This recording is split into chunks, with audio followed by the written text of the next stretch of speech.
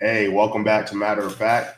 Today we got for y'all the Week 8 recap. We're going to start off from Thursday Night Football and run through the slate of this no bye week, Week 8. But yeah, man, Vikings Rams kind of went how we discussed a little bit. I was leaning Rams, I was leaning the over. And if you look at that division, it's up for grabs. It's like the definition for to up for grabs between them and the NFC West, not West, NFC North, right? Yeah, the NFC North. Um, yeah, you don't really know who's coming out of there. Right. That's what was confusing me. So NFC North team versus NFC West team. So they're both in a similar situation with the Vikings. They were thinking, all right, we're coming off this bye 5-0, obviously coming out of the bye and playing 2 games. Now you're 5-2, not where you want to be, but that's what happens when you start off undefeated. You kind of have that cushion. You're able to regroup, see what you're doing well, see what you're doing wrong. But yeah, man, I think this came down to playing the Rams at the worst possible time, like we were talking about.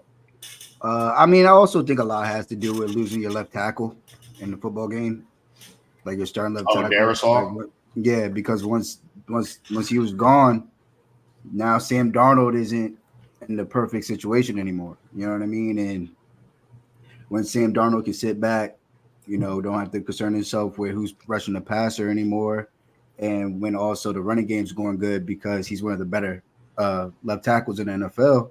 You know what I mean? It kind of changed the whole landscape of the game for the Vikings' point of view. And at that point, all the Rams kind of had to do when it was on third down, passing down situations, they just let their rookie go. What was his name? The rookie, Verse, the first round rookie who they drafted in Jared Verse? Jared Verse. They just let him go. He started doing his thing, ended up with a sack and a half. So you know what I mean. I do think that's part of it, but yeah, it kind of worked out in our favor, and Rams ended up getting a nice little W. Puka looks like he's healthy, so Healthy as hell. I think they were trying to and this is why I be telling people like, bro, these teams don't care about your parlays or your fantasy team, bro. I had Puka, benched him. I probably was going to start him anyway because I have a lot of options. But what kind of advantage do they have telling you, yeah, he's fully ready to go. He's going to get all the reps. You know what I mean? So took a lot of and people I mean by surprise, but they still kind of did lie. It wasn't like he didn't, you know what I mean? He did sit out, like you know what I mean. Like when he was in though, they gave him the ball. You know what I mean? That's why it just feels like he played. Bro, they were going to him from the beginning of the game. Like they said, he was on a pitch count.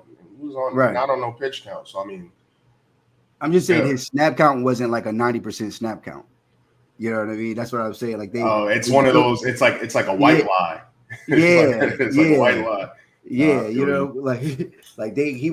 he probably was in for like 20 plays, but he got targets in 9 of them. You know, so it's like, all right, well, if he's in, I guess we're going to use him. And then at the end of the game, they completely stopped using him. They started using Cooper Kupp. We have to show him off just in case we want to get rid of him because, like, in terms of Kyron, you got Blake Corum just in case Kyron goes down. You know, you got Tutu, Demarcus Robinson made some plays. He had 2 touchdowns. So they're in a pretty – I like the position the Rams are in. Obviously, don't trade Stafford.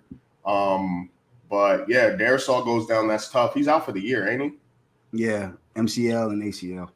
That's tough. That's tough. But, hey, things don't go perfect for any team. So, you know, you're not the only team that's losing important linemen. Just to kind of gauge to, like, you know, for some people to understand how important like a left tackle is for these quarterbacks, Sam Darnold became a completely different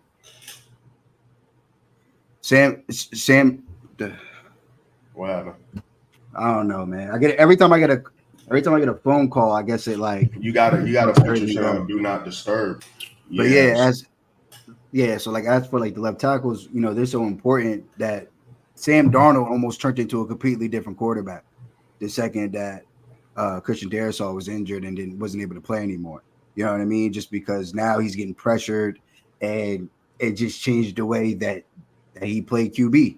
And I think it also goes to show like how good Matthew Stafford is, where when he would get when he you know, like when he's getting pressured and his offensive line is collapsing around him, he still finds a way to still keep his eyes downfield and make plays downfield.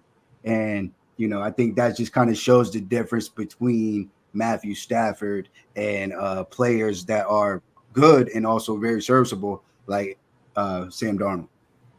Yeah, it's levels, and you saw those levels. I mean, you just give him his weapons back. Every team needs their weapons, right? I mean, he has the running game. Give him Puka and Cut back. They're straight. But I mean, if going against this Rams pass rush, missing Darisaw is a problem.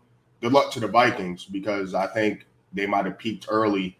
Sadly, partly due to Darisaw being down, but the Rams, it's not like they're an elite pass rushing team. So, well, I mean, it was but it's not enough O line in the NFL right now. So when you lose a good one, you never see them on the trade block, right? All right, Jets Patriots. Man, I'm gonna take this one away, man. I've been trying to cape for you, Aaron Rodgers. I can't cape for you no more, bruh. I can't cape for you no more. And this game, this is crazy. I mean, where do we even start? Actually, let's start with the fact that you guys gave this guy the keys to your franchise, pretty much. You guys. Now we want to start with that, bro. I had an issue with that, but I thought he'd be able to overcome. And nah, bro, because you're playing quarterback. You're not the coach. They haven't won since Saleh got fired. He was a defensive coach. Your defense looks mid now. Defense just looks mid. Like, it's not a good defense, which is why, Steelers, Giants tonight, I think we're going to see a little bit of a surprise on how good Russell Wilson is. Giants still lead the league in sacks, even with the games going down yesterday. No Zach Frazier in the middle at center, West Virginia guy. But that will be interesting, because we have our DB. So they're missing some pieces on defense, but I mean, everything from the Hassan Reddick thing, right? You bring him in, you trade for him, and you guys don't pay him until y'all bring Devontae Adams in. And then it's like, well, if you're going to pay him so he has some reps. Now he's rusty. You put him in. He's not going to be a factor for you off the jump, regardless. And then Drake May goes down. You let Jacoby Brissett storm down on you and score the game-winning touchdown. Like, this isn't the Jets defense we knew. But this is what happens when you don't have a better guy in the building. You let Robert Saleh go for no reason. It seems like you let him go because Aaron Rodgers don't like him. And it all goes back to Aaron Rodgers. You bring Devontae Adams in because that's his boy. Now it's like, all right, we got to go all in. We're going to give Hassan Reddick some work. But it's just not a well-coached team. It's not the franchise is just – their team mirrors why the Jets as a franchise is a joke. I mean, in the first quarter, they burned 3 timeouts. Have you heard of that? That's what happens when I play Elias and Madden. He'll burn all his timeouts because it's like, I need to rekindle some stuff. Like, bro, who burns 3 times out in the first quarter, bro? When I saw that, I was like, all right, yeah, they might be in trouble even with the Patriots, because what is that? Why is that the case? A lot of delay of games, a lot of penalties, all that comes back to coaching. So, hey, man, all I know, you guys got to draft a quarterback, and I don't know. I don't really care about the Jets, but this is like, I was pretty spot on, right? Yeah, you got this one. This one. Everything you just said for the past 3 minutes, I was trying to tell anybody who was willing to listen when he was catch was 0-0. Well, forget when they're 0-0. You were like, you put the fork in them as soon as Saleh got fired. You're like, this was a spur of the moment, dumb decision, which it was. It's emotional decision. Emotional decision. Didn't make sense, but yeah, man. And it's funny. Deontay Adams not even really necessarily. He's not bad, but he's not solving no problems right now. He's not, because receiver wasn't the issue. The only good thing of the only good decision Aaron Rodgers seems to have made is I could play with Allen Lazard. He was doing fine. That wasn't the reason why y'all were losing games. Like, Devontae Adams, that's nice. That'll help. But, bro, I mean, when you have Aaron Rodgers, and I'm a huge Aaron Rodgers fan, obviously, That's why I'm so passionate about this, because like, damn, bro, now I'm gonna have to like backtrack. You making me look bad trying to defend you, but I mean, even Aaron Rodgers. See, but Current that's your day, problem. You shouldn't have current tried day. to defend Hold on, him. hold on, hold You on, should hold have on. just Hold on, saw hold on, what hold was on. in front of you. Hold on. Current day Aaron Rodgers, he's not good enough to overcome what he's got going on, which is, it kind of reminds me of when Kevin Durant went to the Nets and he was like, he was on the podcast with Kyrie and was like, man, we don't even really need a coach, really. Man, one day you could coach, I could coach. How'd that go? That's what this feels like, except Aaron Rodgers is that guy in football. Is a different game where it's like, no, bro, you got to go out there and he's just not, the movement. I mean, obviously he's coming off an Achilles, but he's 40. So yeah, it's tough. I don't know where the Jets go from here. Like, there's no point in breaking down the game. Like, the scoreboard says it all. And it's funny because we're talking about how the Vikings got the Rams at the worst possible time. You got the Patriots at the best possible time. At least the Bengals have the excuse of, all right, it's week 1, basically extended preseason. But we know what the Patriots are. And then the number 3 pick in the draft goes down, and Jacoby Brissett, the journeyman, walks you down. So, you got anything else to add to that, yo? I mean, I already said all that. So, you know what I mean? Like, I can't say it anymore. I was trying to tell people that when it was 2 and 3. Try to tell them when it was 2 and 4, and try to tell them when it was 2 and 5. So y'all said that they was gonna be straight, and these are the results from that. All right. Falcons, Bucks. This game kind of went how I expected it to go. Like, I thought it was going to be, for the most part, competitive because, everyone's like, yo, Baker, there's no Godwins or Evans. Well, I'm like, well, the Falcons don't have a pass rush. If you give Baker time, he'll pepper all his targets and do his thing, but he's going to go into hero mode. He threw a bunch of picks, but they were in this game until the end, which goes back to how the Falcons, I mean, that's like the epitome of what the Falcons are as a franchise since that 28-3 situation. They don't really finish out games, but they got the dub. It was an important dub because if the Bucks win this one, I mean, they're feeling confident getting Mike Evans back. But what are your takeaways? I mean, it's just another close game. Kirk Cousins did his thing again. Got 9 touchdown passes against the Buccaneers. So that's like that's probably gonna be a quarter of his touchdown passes on the season. I think Tampa Bay, Baker Mayfield, they did what they could, man. I'm more impressed with the offensive coordinator. He's like, all right, these are the players I got. This is what I'm gonna do. We're gonna target Cade Otton. We're gonna work the running backs. We're gonna use the wide receivers when we have to. And I mean, that's a complete 360 complete 180 from what they do usually. Everything works through the wide receivers on the outside, and then everybody else, works the middle of the field. But that just goes to show you how good of an offensive coordinator and even how good, Baker's playing. It didn't work out. He had 2 interceptions, but that's just kind of going to happen when you're playing with that many backups. It felt like he had 4. So the fact that he has 2 is pretty surprising. Yeah. And then they didn't, and Kirk Cousins didn't turn the ball over at all. And he just played a clean game. You know what I mean? 23 from 29. Another offensive coordinator. All right, this is what my guy's good at. This is what works for him. This is what we're going to do. And again, Mooney, I guess he likes Buccaneers. It's food every time he plays them. Kyle Pitts, 2 touchdowns for tight end day. And National tight ends. Didn't Cade Otton have 2 touchdowns too? Yeah, someone did a place to bet on that. They put like 50 down, and won like $10,000. Yo, I was middle of a red zone.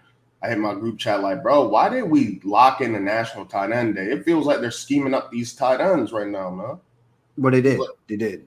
It was like franchise. It was like an NFL record. Oh yeah. Most receptions. And most touchdowns too. Yeah, but I mean, Atlanta did their thing, man. They're 5-3. sitting pretty right now.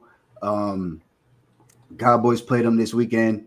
I mean, I don't necessarily think that they're unbeatable, but they aren't a slouch. You know what I mean? They're a good football team. And if you can't confuse Kirk Cousins or you're not able to pressure him, then you're going to be in for a long day. And especially if you can't stop the run, because they're another team that, again, they got two backs and they use them. They use them and it's working. So And I don't see them let me stopping. and I think an important stat to point out here. Go back to the Falcons backfield. I like how they split the carries in this game because this is a game where look they're depleted with the weapons. We're not going to run Bijan into the ground, despite how you fantasy owners might feel like, man, why they? Well, they drafted him to a team where they just had 1,000-yard rusher, so they're not going to stop using Tyler Algier. It doesn't make sense. But this was a perfect game to just get them both in the mix and keep preserving them because you're assuming that you can make a run in the playoffs. Well, I mean, also you got to remember he technically got 19 touches, so that's basically 20 touches on the day. Like Oh, that's you that's mean a like through full. the air? Yeah, because he had six targets and six receptions, and then he had 13 carries. So it's like, you know what I mean? They just what they're doing is they're just incorporating the weapons that they have within their offense. It's like, yo, we like Tyler Algier. We like the way he runs our scheme. So yeah, he's going to get touches, but that doesn't mean it has to take away from Bijan and the work that he's putting in. You know what I'm saying? So don't always look at it like, oh, he only had 13 carries, like he not getting work. It's like, yeah, he might have only had 13 carries, but he was targeted 10 times. Yeah, I You know mean, what I if you're in a mean? PPR, that's 6 extra points. I mean, you got a touchdown through the air.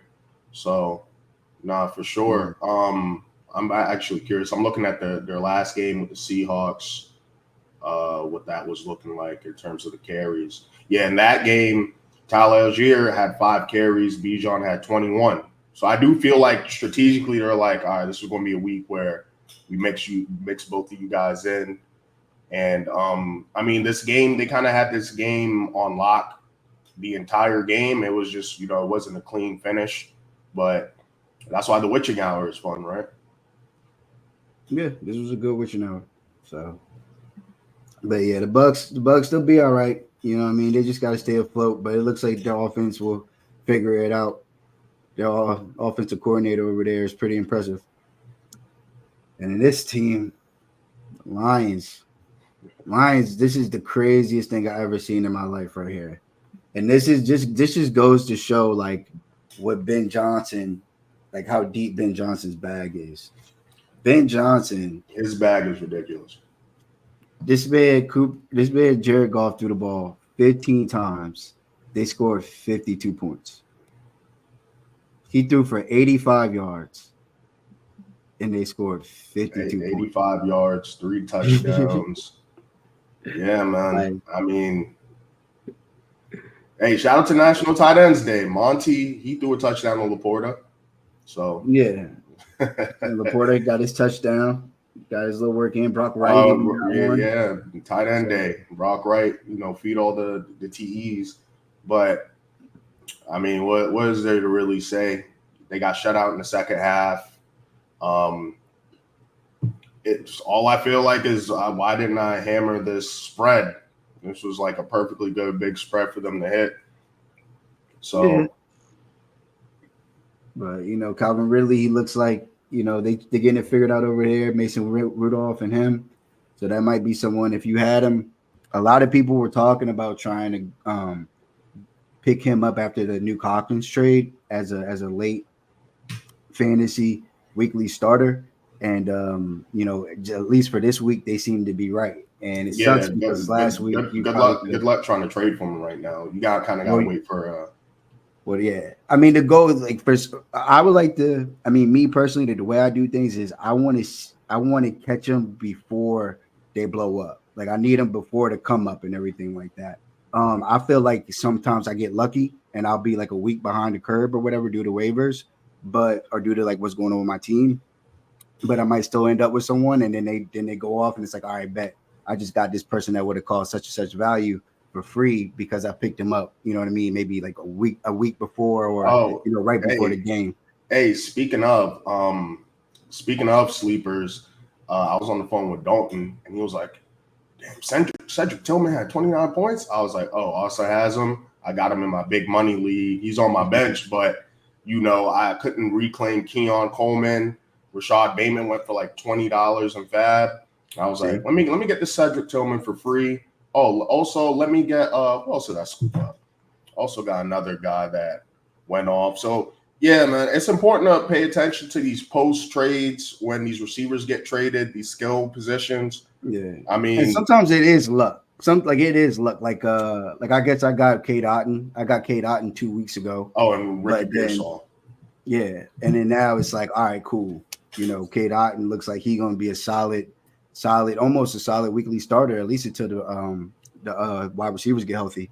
Well, Godwin's out for the year, so I think he's a weekly start regardless. I think he's just going to be a good weapon there in general. Right. So, but like, yeah, I mean, and you're saying it's luck, but if it's luck, you picking them up and starting them and me picking them up and having them on my bench, is that really luck, or is that just like we're making good, educated decisions? Well, I mean, that's like paying attention, at least paying attention, because it's like, all right, well, let's see.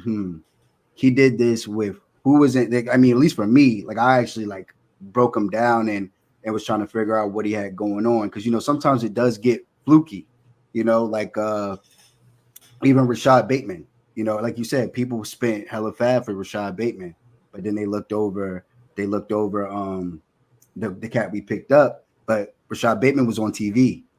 You know what I mean? Like that was a nationally televised game. And he's a way bigger name in general. Right. I think they got him in the first round that year, right?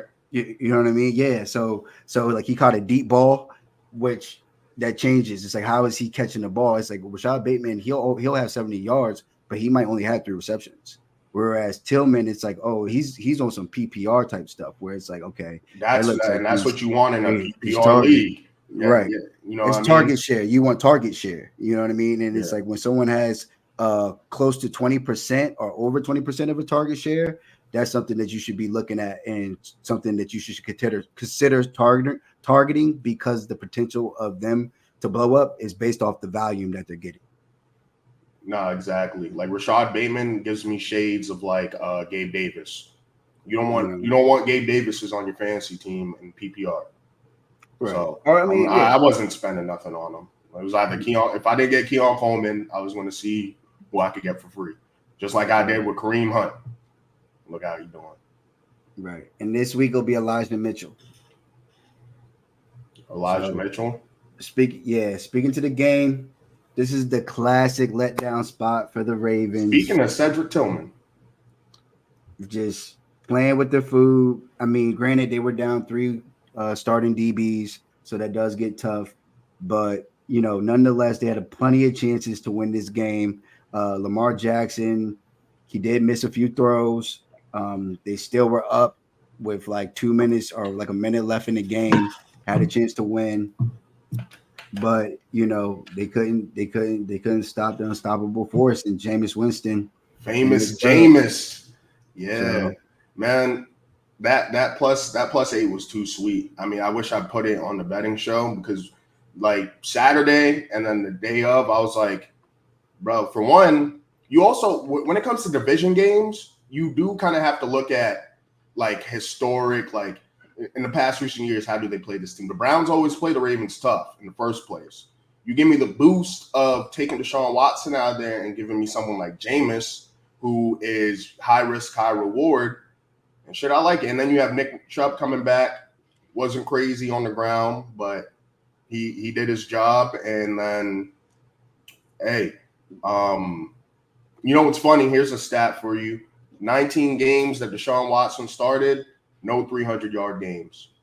Jameis Winston, and then even last year with Joe Flacco, I mean, it's sometimes it's that simple, bro. I mean, they're just going to have to eat that money, man. Well, I mean, that's the thing too, that people kind of forget, or not even forget, but something that I noticed when watching the Browns on film, like the Redskin game, the defense came out and they were doing their thing. The defense was straight, but then the offense comes out and it's a 3 and out, and the defense is right back on the field.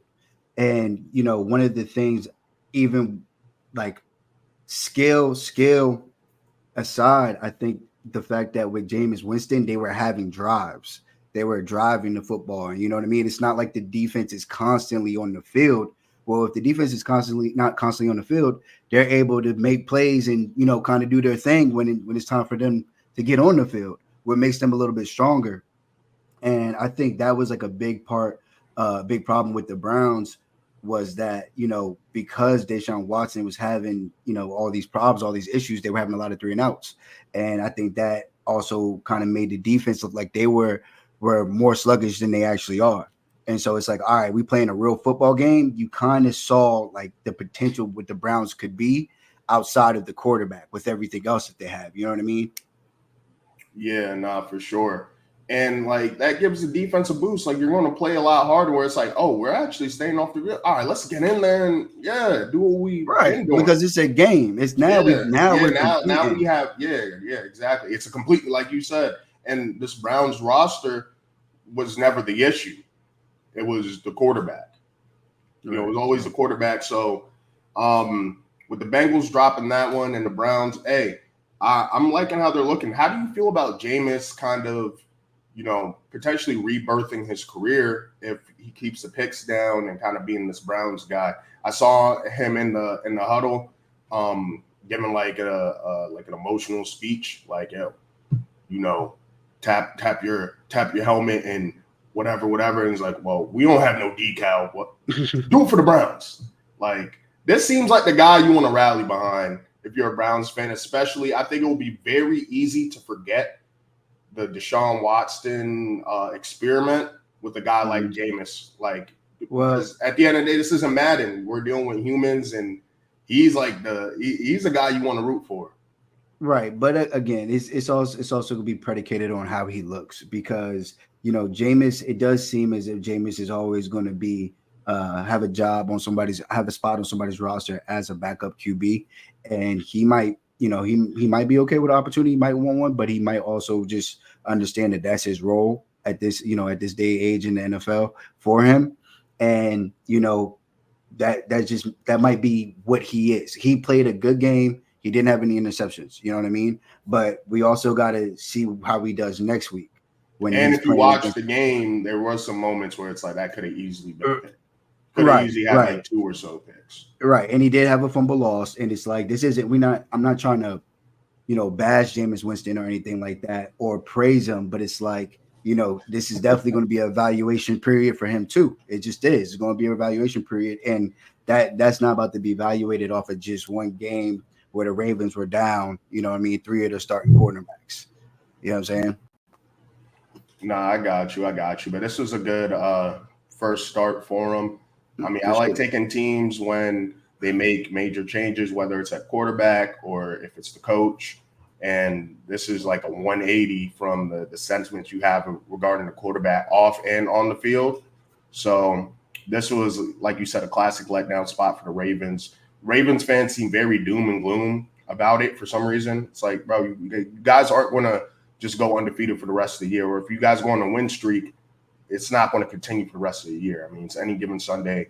So Ravens going to be all right. You let down a division game, but, hey, get them next time. Yeah, so it'll be all right.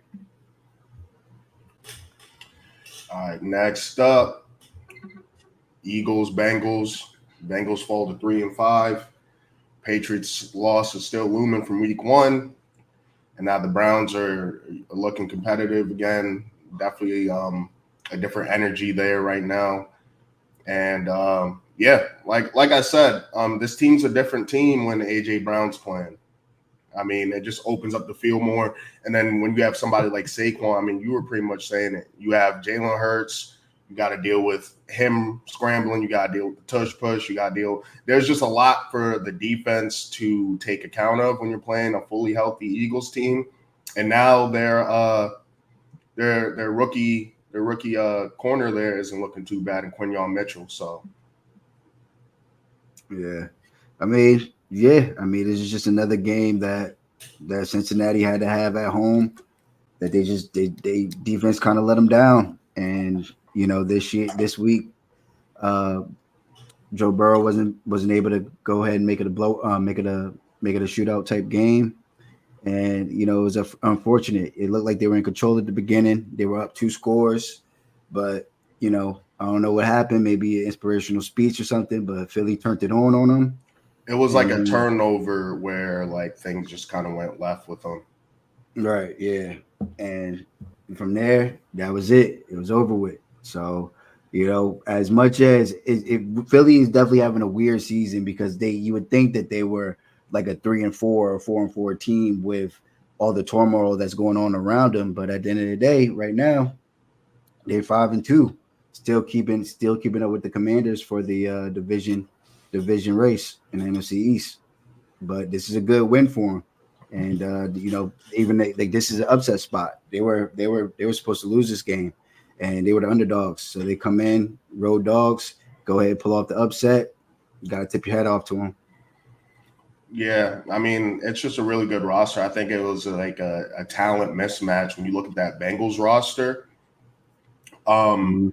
I'm just not sure what you do with them. I think you get rid of Zach Taylor and try to get yourself in like a hardball situation where you bring in a guy kind of coming with a philosophy and start spending some money, man. I mean, T. Higgins probably his last year with y'all. Every time I see the Bengals fans, every time I see them shoot this team bail, it's like, well, we didn't have T. Higgins. Why do you need both of them at all Well, I times? think I think that they do, and that actually is going to end up probably boding well for T. Higgins because I think that their offense functions differently when they have them both there. Like T. Higgins has been killing it this year, Nah, and don't get me I wrong. They have two wide receiver ones, but it's like them pay him.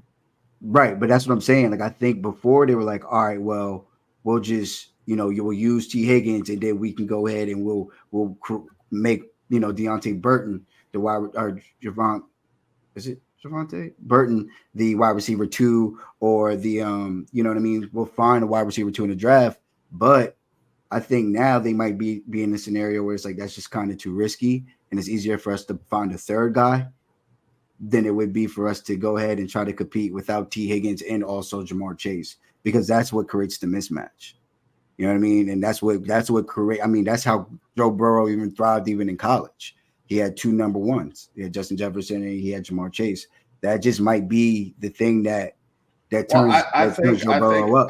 I think it's super necessary for them because like their roster isn't very impressive. Like they're a team where if when they get in these spots, if they can't put up points, they're not really stopping anyone because the defense isn't nothing crazy. I mean, you have Trey Hendrickson, which is cool. Cam Taylor-Britt's been playing well this year, but I mean, overall, it's a middle of the pack roster, and it's a top heavy team. So Right. Joe Burrow, Jamar Chase, you don't pay Joe Mixon. You hope Chase Brown and Zach Moss provide enough in the Right. running game, Which but I think that's fine. Like I don't think the running backs are necessarily the issue at all. I so like you I don't think they should have kept Joe Mixon? Nah, I mean, if you want to let him go, let him go. It's not you can't keep everybody. You know what I mean? So it's like if you got to let go of the running back to keep the wide receiver, that's But that's that's but that's that's one of the those thing. That's that's the one of those thing. things. Like So, so it's like you're not keeping the running back. You're gonna let go of T Higgins now. but now Uh, I wonder what they. I think going into this season, yeah, I think they were perfectly fine with going ahead and making this last little run and then giving up T Higgins. But I think just the way that the season's playing out for them, I think they might have to reassess that decision at the end of the year. I was kind of off the Bengals as soon as they lost week one because I know this was a slow starting team, and you can't do what the Bills did like last year every year. Start slow, rattle off like 6, 7 games in a row, go end the season 7-1 or something like that, and then just Someone's make the going to do it. playoffs. I mean, someone's going to do it, but that's not like what you want. You know what I mean? No, no, yeah, That's not it's, the I mean, position yeah. you want to be in. And I felt like they had a layup early season schedule and they didn't take advantage of that. And now it's like, I mean, what do you do? Yeah, I mean, you just keep on playing football. That's the good thing about some of these teams is they get to deal with what they're dealing with right now behind closed doors, and as long as they can keep their team together, the coach can keep the players together, keep everybody fighting. This can get turned around. I mean, this is fixed in 2 weeks. if they win games. You know what I'm saying? Like this isn't the 3-5 and everybody's mid. It looks like every team is mid for the most part, Yeah, outside of maybe like there's no 3 of like them. yeah, So no real like heavyweights. No one that I mean, each team looks beatable every week. Like right, every team has a chance to beat every team damn near. right. You So know what I mean? So if they're 6-6 going 6-6 after Thanksgiving, you know what I mean? Going into December, like So do you believe they could turn it around? Because I think another important like factor when it comes to roster building is like they do have the brokest owner in the league, which sounds crazy when we're talking about billionaires, but it does matter when it comes to like the type of moves they make, when it comes to coaches, rosters. Like I I mean, wouldn't I be think they surprised can. if they don't fire Zach Taylor and they keep it pushing because that's kind of like who they are, you I think know. they can turn it. Yeah, I think they can turn it around without. Like, I think the only reason you fire a coach is if the players are giving up on that coach. You know what I'm saying? And like, there's nothing necessarily That's that it. has That's the came only out. situation. Yeah, if the players aren't playing for the coach, then all right, you got to go, bro. But like wins and losses, they happen. They happen, and you can't necessarily just get rid of a coach in the middle of the because what's that going to do? All right, we got rid of this I'm guy. not saying to get rid of him right now. I'm saying, hey, start making some calls right now for when you fire him at the end of the season. Because to me, Right. Well, I don't think they're making the playoffs. right. And now, but they can't think like that. That Yeah, organization can't obviously, think but like I'm that. You know just what I'm saying? So, and, no team could think like that. right. So they can't make those. You know what I mean? They Even your can't make those. Jets. Right. Right. They can't make those calls. They can't. Like you just can't. Like even especially the Jets. The Jets got everything feet in the sand, 10 toes down. Like they got to ride this thing out and hope that they can go on an 8-game winning streak. Like that's what they have to deal with. Luckily for the Cincinnati Bengals, they aren't the Jets. You know what I mean? Like they aren't. So they only lost 5 games. They're 3-5. You know what I mean? Like that's not really nothing you can't climb out of. Like people have climbed out worse and are fine, are competing for division titles at the end of the year. So you know it's week 9. You know, moving on to week 9. So it's not the end of the world for any of these teams right now because, like I said earlier, none of them look like juggernauts.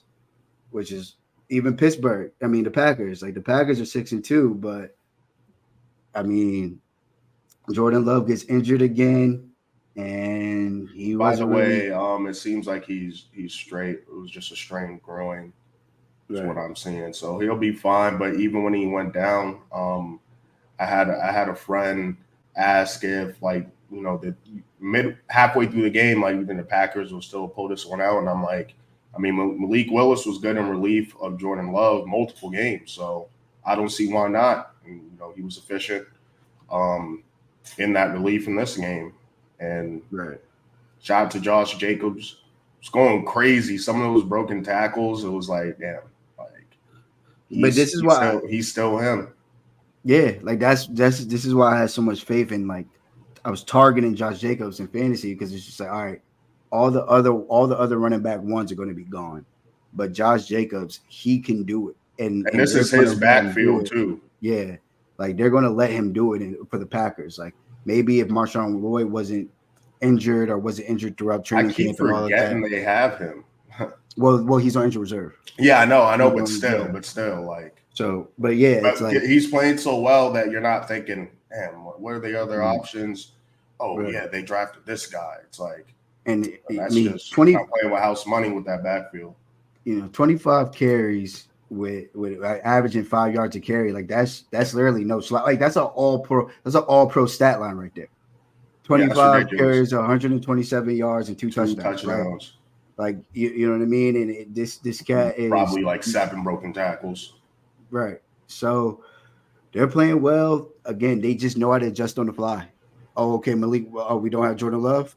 All right, bet Malik Willis is in. Okay, this is what we're gonna do now. Hey, look, let's get in these bunch packages. We're going to run heavy. Like it's okay. Like the second Malik Willis gets into the game, nothing really changes for them because of the infrastructure that they have in place. Matt LaFleur. Yeah, I mean, yeah, that's just a testament to Matt LaFleur and how good he is as a coach. And it's just funny. just the contrast between them and the Jets right now.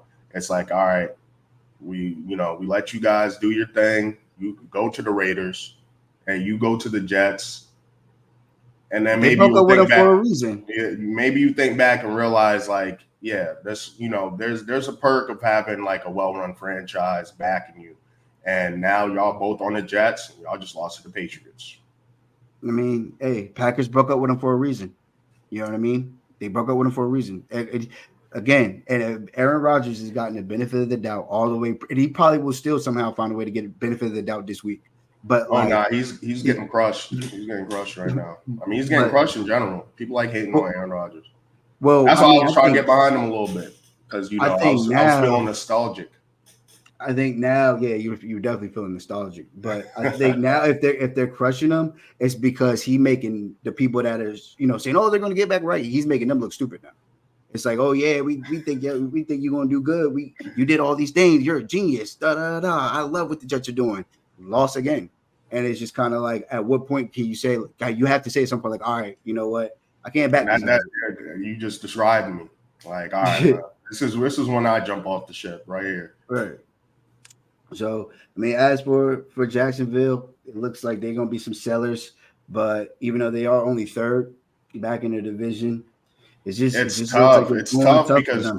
Christian Kirk is out for the season, and that might have been a piece they could sell. So now they have to go back into the vault and see what they could. Yeah, it looked like Brian Thomas got hurt too, but he's going to be fine.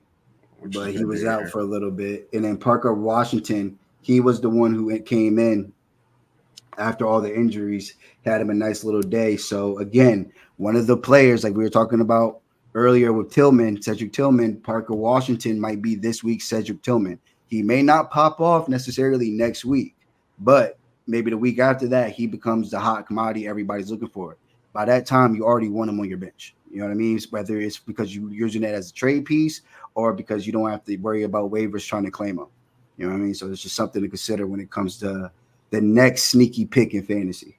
Yeah, and besides Christian Kirk, Gabe Davis went down, and he was already coming in this game with the injury. So, yeah, I mean, they're going to have Parker to Washington probably going to end up playing, right? Is basically what you're saying. Yeah, exactly. That's what I'm saying. So look out for that. You're trying to win your fantasy chip. It's not about the flashy names. Try to stay ahead. And if you were an early fab spender, whatever, these are the players you got to look out for. All right, over here. I had a feeling this game was going to be close. Same, which is why I didn't touch it at all. Like, I thought you took minus 4.5. Oh yeah. I did. No, I took -4. I took -4. But in terms of my betting slips, I was kind of like, that's why I like that betting show. It's interesting doing it like earlier in the week, and I was just kind of thinking like, damn, Jonathan Taylor's back, all that. Almost covered though. Almost covered. I think I was more so thinking like the over under. I didn't really want to touch because usually this is like a spot where it's like, all right, we're gonna have some mistakes from Anthony Richardson, and then whatever. But yeah, this pick didn't hit for me. That -4 by a point. So I don't really like the 4s and 5s division game, but I feel like if Stephon Diggs stayed in the game, might have covered. Maybe. I mean, he had 9 targets, though. Yeah, but still. But I mean, I just think they're going to play each other tough. And, the Colts, it's unfortunate right now what they're dealing with Anthony Richardson. But at the same time, it's self-inflicted. I mean, I think they should just bench him. I mean, he took himself out the game because he was tired, like a running back or something. Like, right. And you just going to have to go through. I think that's go through those growing pains. Man, ain't no growing pains, man. Play Joe Flacco and have him learn under the vet and just embrace that. You gotta embrace that, and I think it's the perfect opportunity too. Because I mean, have you heard that before? Like a quarterback taking himself out because he's tired. He said he did a lot of running around. No, yeah, but exactly. His coach told him he can't do that. He went to the podium and say, "Yeah." He said, "Coach, let me know. I'm not going to do that. Da, da, da. Do Okay. what? His coach told him, ain't no more of that. He said, coach talked to me, ain't gonna be no more of that. Ain't no more All right. what? Coming out the game because I'm tired. You gotta, hey, this is part of teaching though. So I respect Bro, with that's that. how Steve's hey, it's what we signed is what we signed up for, and all of this, even his inefficiency, is part of what they signed up for, because there's still those traits he shows on the football field where it's like the way he's elusive and he gets away from sacks that, you know what I mean, aren't on a quarterback. It's because one of his linemen or somebody blew a coverage and this, that, and the other thing. He's able to get the ball out. He does do enough things where a coach, not a fan, a coach isn't going to give up on that player. He does. I'm It's not going saying they to, should give up. I think they should temporarily, like if it's giving up, give up temporarily. Like let him, because he's a and project, and it's like that's what they did when he was hurt with the hit. That's what that was. they didn't That do it that was long that. enough for me. I thought that was the perfect opportunity to sit him down for Right. basically what the little Bryce Young situation. I think they should pretty much do the same thing. Like just have Joe Flacco go out there. It's not like you have Anthony Richardson getting backed up by Tim Boyle, like the Dolphins were. You have Joe Flacco there. He could win you some games, and it's a good guy to learn under. So Right. But that's just, that again, like I said, that's just not how I'm organizations these I'm days, they're just not ran like that. And I mean, I agree with you. It wouldn't be a bad idea. You can still compete, but their idea of they're going to compete because, again, they're not out of it with their quote unquote franchise starting guy. And he has to get the reps anyway. So it's just they're just stuck. They are the epitome of what 500 is. You know what I mean? It's going to be good sometimes. It's going to be bad sometimes, and they're going to they're going to coach him out of this and coach him through this, or they're not. You know what I'm saying? And as long as the season is still intact, he's probably going to be the guy. He's probably going to be the guy. I mean, it sucks. I mean, he's killing the production of wide receivers and shit. But like at the end of the day, they don't care. You know what I mean? They don't care about a wide receivers fantasy football production and shit like that. So this is just kind of what you deal with when you're dealing with a second year QB. You got to teach. yeah, and I mean I'm looking at the game logs. I mean there isn't a game, and he didn't play the full Steelers game, but there isn't a game where he threw for more than 50% of his passes out of No, he doesn't. Yeah, five he's the most. games. Yeah, he's the most inefficient QB Like that yeah. historically inefficient. Like, so I don't know. If I'm a Colts fan, if I'm interested in winning games and not just, hey, let's give this guy some more reps. Like we have him for the long run. We might as well not run him into the ground. If I'm getting if the fans in the organization alike were on the same page with that, I think that would be the move. But something tells me that whether it is the fans or it's the organization, somebody is making sure that this is going the way it's going. You know what I mean? Because coaches get fired, but do GMs get fired all the time?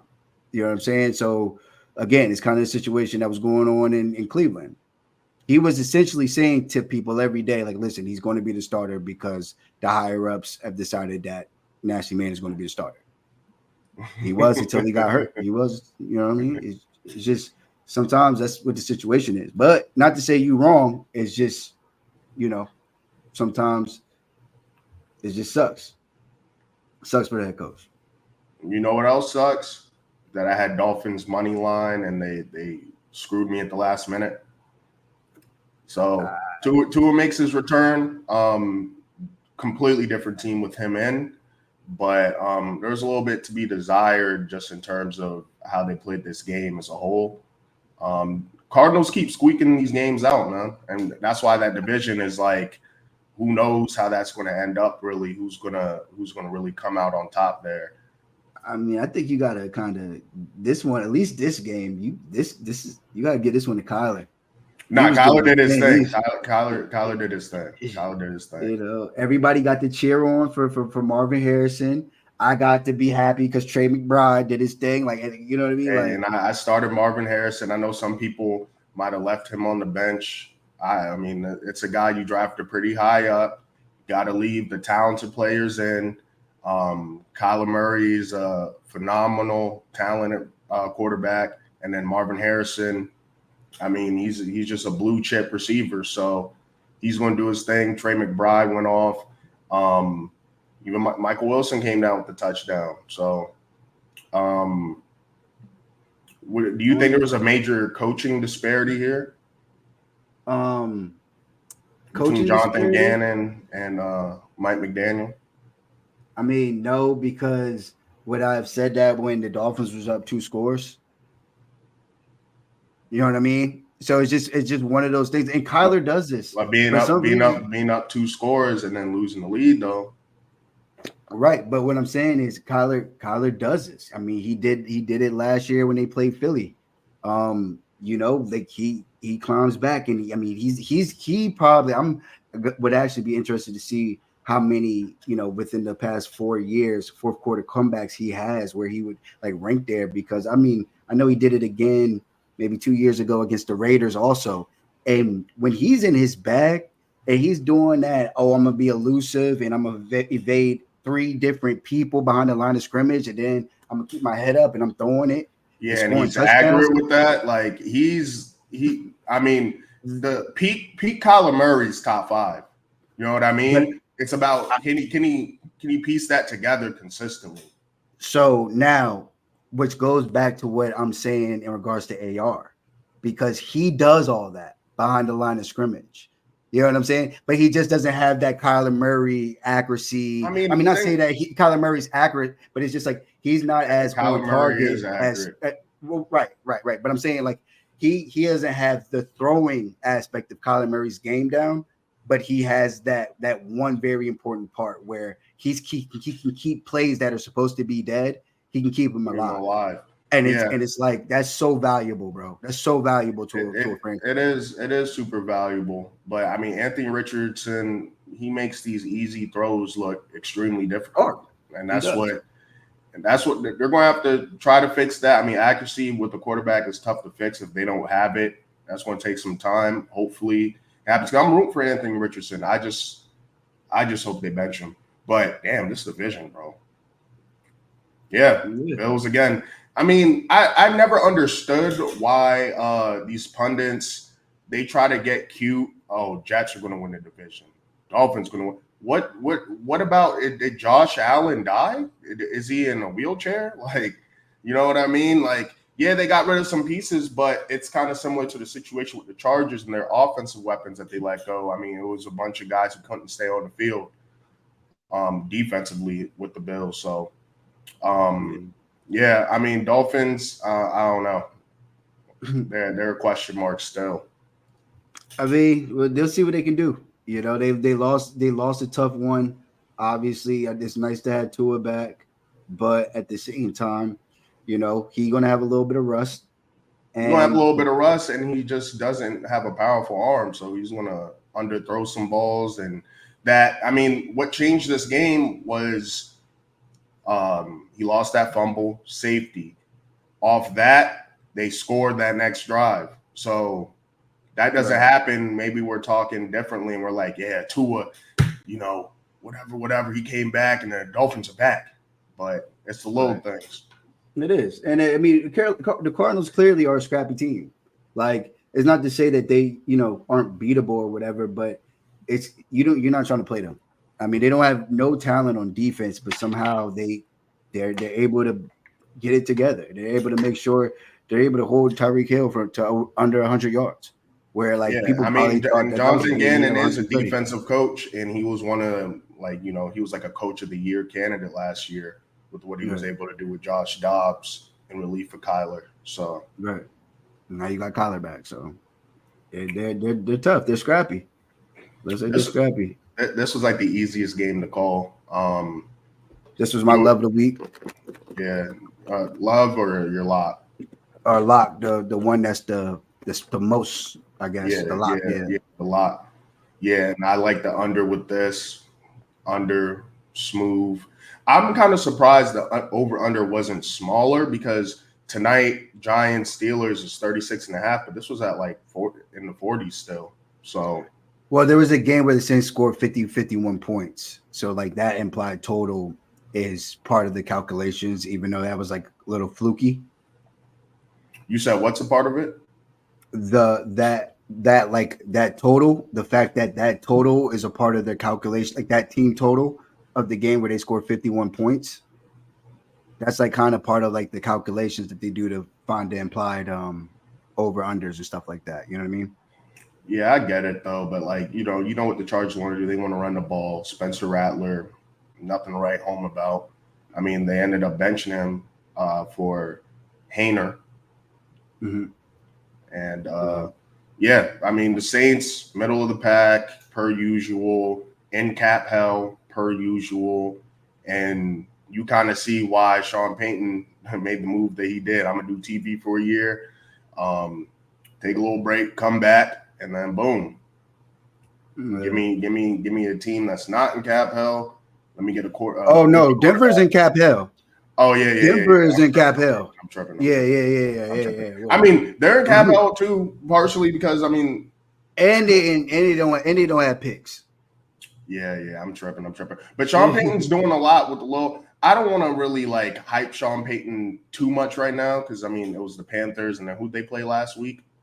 The Saints. The depleted Saints. Yeah, the Saints. So we'll see what's good with that, but not much to take away. Shout out to Lad McConkey, 2 touchdowns this game. I mean, I think he's the perfect receiver for their scheme if they were going to go neighbors round 1. You know, your weapons is your lineman, right, Harbaugh? So it's really shown. Rashawn Slater, Joe Alt, you got Bozeman in the middle. It's one of these games where it's like, all right, cool, depleted team, kind of purgatory team. It's the one that you have to have, though. Like, these are the games where it's like you gotta put the knife in them. The Jets couldn't do it, and you know, Chargers. You have Justin Herbert. You have an all-star coach. This is a team that I expect to win about 10 games, maybe sneaking in the playoffs as a 7th seed.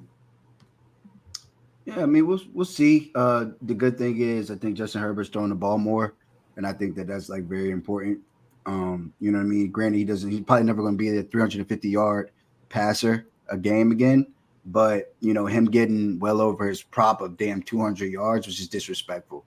Like Bo Nix has props of 190 yards.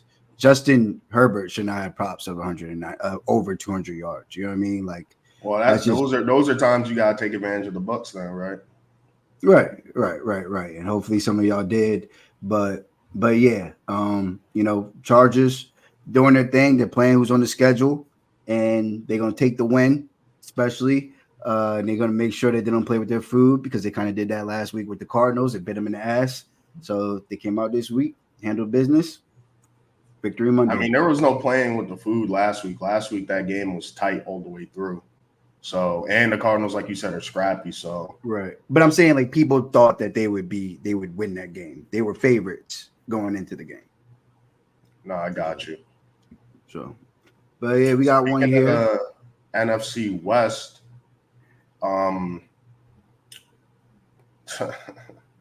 Hey, shout out to Keon Coleman, man. Shout out to Keon Coleman. National Tight End Day, so you know Kincaid had to get in there. But I mean, what is your like sentiment on the Seahawks? I mean, they're kind of shout out to Khalil Shakur. Hey. Oh yeah, he went crazy. That's my guy right there. But I mean, this one honestly, because I thought they would at least make it a game, and if the Bills scored 31, I would think the Seahawks would at least be able to get to like 20 in the 20s. Yeah, you know, I mean, but this is a different offense without DK, kind of similar to how the Eagles are without AJ Brown. Even though you do have JSN, you do have Tyler Lockett, who was kind of a ghost in this game.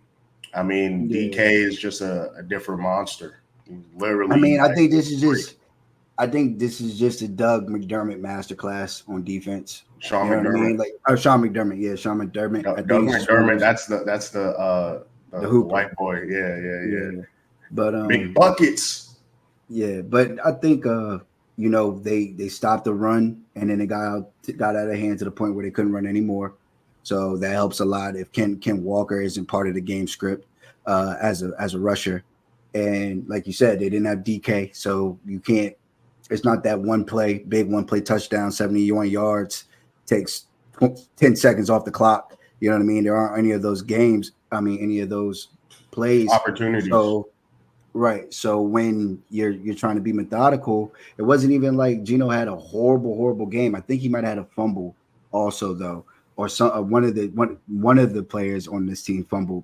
But I just think that the Bills, they did their thing. They did their thing on defense, and then even though he threw this is his first game throwing a pick, Josh Allen after the pick got right, started giving it to his guys, and they just had a balanced offense. I mean, 17 carries, 111 yards, 9 receptions, 107 yards. It's like we giving it to you in the air and on the ground, and this is a strong win for the Bills. Like if It's anything, an impressive win for sure. yeah, well, yeah, but like, yeah, it's like, okay, this team, you know, they have their faults or whatever, but they all right. They went on the road, they went to the 12th man, and they kind of smacked them up on defense for sure. I mean, So and Sean McDermott, he's a coach where he handles this side of the ball. So, you retool the defense a bit, and he's able to make the most out of it. And you saw that in this game. Amari Cooper coming in seems to be doing wonders for Keon Coleman's production, which is what I expected. But yeah, he mossed the hell out of Reek Woolen. That was a nice contested catch. right. And I mean, and I just think it's just one of those things where, like I said, it bumps everybody down. So whereas maybe the number one or number two cornerback was on Keon Coleman, the number three cornerback. You know what I mean? Khalil And then Shakir Shakir looks is like able he's to have this game out the slot where it's right. like, 10 targets, 9 catches. I mean, shit. And it also, I think it's like I kind of felt this way before he hurt his ankle or whatever, but I think it's clear that he is his blanket wide receiver, his blanket pass catcher. I know we wanted it to kind of be Dalton Kincaid coming into the season, but I mean, my projections had him at 10 touchdowns and like 1,100 yards. So with kind of close to like 100 something receptions, and it seems as if that's kind of what he's on pace for. You know what I mean? He's the underneath guy who gets wide open, kind of like what Cole Beasley used to do, Right. but with a little bit more juice, with a little bit more shake. So, and I think that him and Josh Allen, I think they have something more than he does with any of these other guys, probably outside of Dawson Knox. But like we know more times than not, like Dawson Knox isn't going to be the guy that's involved in the offense. It's going to be Dalton Kincaid. You know what I I mean, mean? if you're looking at them offensively, I mean, in terms of just weapons, they're looking like top 5. Amari Cooper, Keon Coleman. I mean, I could just tell from the draft process his confidence. He's just. I knew he was going to emerge. These rookie receivers. Yeah. It usually takes midway through the season, towards the end of the season, to get that spark. But like I said, Amari Cooper joining this team. You have Shakir, you have Dawson Knox, you have Dalton Kincaid, and then you have James Cook out the backfield. Ray Davis, great goal line, change of pace, just different type Or of back. just a good handcuff in general. You know what I mean? I mean, yeah, in general, he's a great handcuff, but I mean, I just like that they're different styles of running backs. I love that lightning and thunder combo in the backfield. This game, how'd you feel about Bryce Young's return, his performance? I mean, like it was kind of what it was. It wasn't that bad though, especially being without Deontay Johnson. And Adam Thielen, which is like and Adam Thielen doesn't get talked about enough. Like, this offense really might be rocking with Leggett. They what's his name, Jartavius Sanders, that they just drafted at tight end, And then if they had Deontay Johnson and Adam Thielen, they See, I might don't be know how humming much on Adam. offense. Yeah, I don't know how much Adam Thielen's giving you these days, I personally. mean, last year he was giving you the entire offense, so why Right, not? right. Last year. This year, he made an amazing play and he was hurt. We ain't seen him since. You know what I'm saying? Like that is part of like when you're in your mid-30s doing this thing. You know what I'm saying? It's like you got it, you know how to do it, but then your body don't react the same way once you Right, once you right. do it. Are you available to use your powers? Right. But I mean, they did what they could, and then Bo Nix had him a nice little stat game. So the running back surprisingly didn't have. Yo, what's good with you? Yo, get Bo Nix. Bo Nix was looking nice out there, man. But it's the Panthers though, so I I, I gotta. thought I said I gave. I mean, he had a stat game. A stat game is crazy. What does that even mean? It's a stat game. I mean, you say earlier that the coach was like, yeah. I mean, we knew we weren't really going to be dealing with much on off Hey, defense. speaking of that, I know you're not a big Sean Payton guy, but I just like the old school mentality he kind of brings to the game. We're kind of in a more sensitive, like, kid gloves era. And he kind of calls it how it is. And he's gonna, I mean, when you're a team that had 70 dropped on you last year, I'd be trying to run it up too. That's what I'm saying. It's like, bro, maybe I'd have more respect for it if it's like, bro, where were you at talking about something? Well, I mean, yeah, they should definitely have put that 70 burger on us. We didn't hear from you when you got 70 put up on you. We didn't hear from you. But was he complaining? You know what I'm saying? But I don't know. We didn't hear from you. So you know what I'm saying? What do you expect them to say? Well, it's just say, hey, shit, they smacked the hell out of us. I got to get to work. Yeah, accountability. I mean, you know what I'm saying? When you get 70 put on you, where's your accountability? Maybe. We want to know though. So you win a game by 14 points and you feel like you the regulator of who can whoop ass or not? Like, all right, so you thought, I mean, how'd you want him to answer the questions? He gave an honest answer. I appreciate an honest answer versus like playing dumb. Like that wasn't what you were trying to do, I mean, it is what it is. But if you feel that way, like he said what he said, like again, I don't have no response to the answer. It's just like, okay, I bet, like, but like he even said he not playing the Panthers every single weekend. So you know what I'm saying? If that's how you want it, let's just try some shit out. Yeah. So if that's how you want to see, when you know what I mean? Hey, you win them how you lose them. You win them how you lose them. And speaking of blowouts, they do have the Ravens coming off a loss this week. Heavy blowout team, so see if they can keep it up. But yeah, with the Panthers, what do you think they should do? I feel like I ask you this every week, but coming off this game, you think they continue to invest in Bryce Young or they go quarterback if like their record is? He didn't die. But again, like you only have so many chances at taking a crack at quarterback.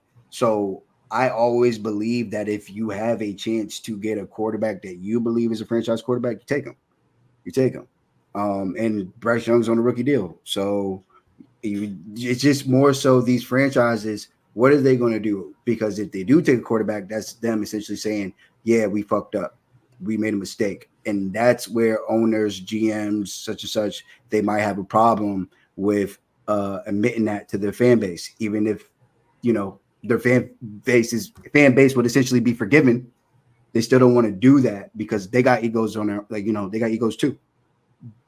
So me personally, play it out, see how he does, especially when he has, if they don't trade Deontay Johnson, when he gets Deontay Johnson back and he has some of his weapons, see what's good, see if he's better, see if he's developing, and kind of evaluate it. You know what I mean? If it's a situation where you feel like a rookie quarterback could be better than him, select one. But if you're like, nah, I mean, he has some traits that I actually like here, and I think we're doing some things. If he ends up pulling out some wins, if he can give you a Kyler Murray game and come, win a game from behind, I think that would.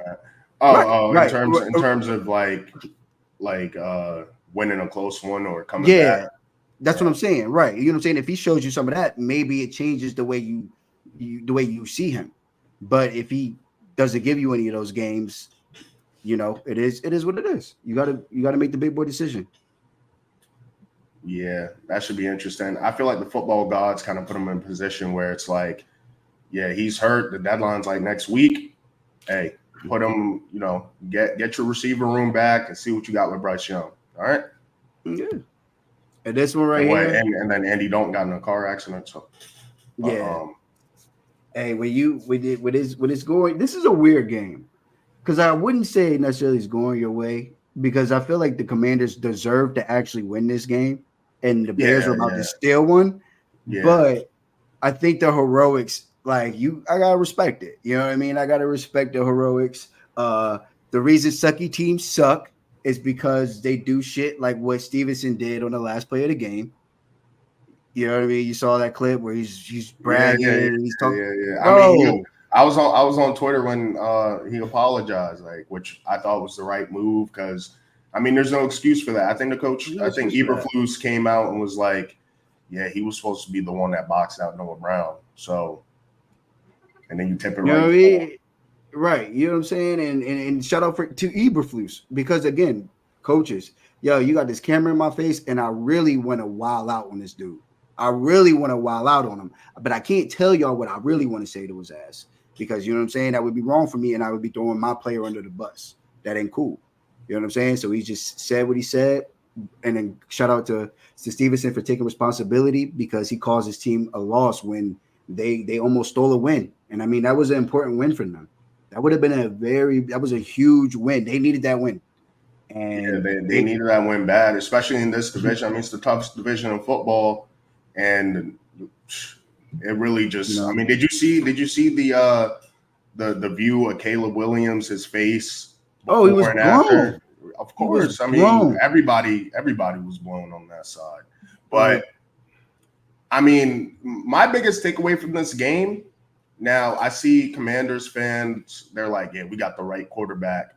If you watch this game, bro, if I were to let's say I'm putting money or let's say I'm buying a stock, I'm putting my stock into Caleb Williams from what I've seen. They're both, I think it's a good conversation to have because it's not a CJ Stroud versus Bryce Young 1-2 situation. They're both good quarterbacks. I think they're both going to be good. But I think this offense, they're getting held back by the play calling. I mean, a lot of head scratching just decisions. You have the better weapons when it comes to what you invested into the positions and just who's healthy. You have Rome there, third receiver off the board, top 10 pick. You have Keenan Allen there. You have DJ Moore. You have Cole Kmet. You have DeAndre Swift. You have Roschon Johnson for the goal line. And speaking of goal line, you have all those weapons, and you're trying to get cute, and you give it to your left guard. In the fourth quarter of a close game where you don't even really deserve it. You don't. Yeah, they didn't deserve this win, so I can't really feel bad for Bears fans because it's like, bro, you need the difference between this game is the play calling to me. The play calling, because Caleb Williams was extremely inefficient until that fourth quarter where I saw that spark where just a lot of plays, some of the tight window throws, some the pocket awareness. Just being fearless in the pocket. He had this one play where I think it was like a third down conversion where he gets cracked and he has to follow through with that throw, and he throws a nice ball, and they keep the drive going. I mean, those are things I look out for when it comes to quarterbacks, and he was showing me a lot, but I think he's getting held back by the play calling because he has all the weapons before him. The defense, that's the Eberflus side of the ball.